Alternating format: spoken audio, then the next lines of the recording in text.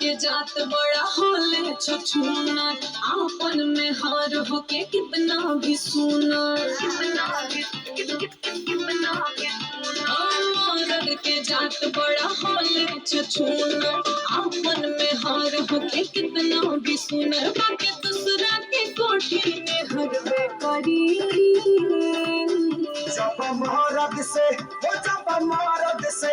जब मरद से मेहरी लड़बे करी तब जब हरी मरबे करी जब मरद से मेहरी लड़बे करी तब हतार जब हरी मरबे करी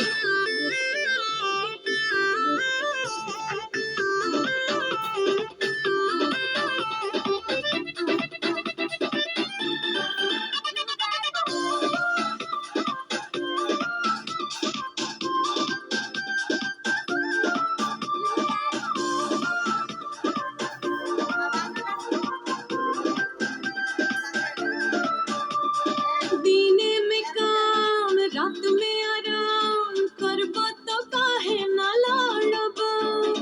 कहाँ से आई मेरा मलाई जबरानी कमरा न करो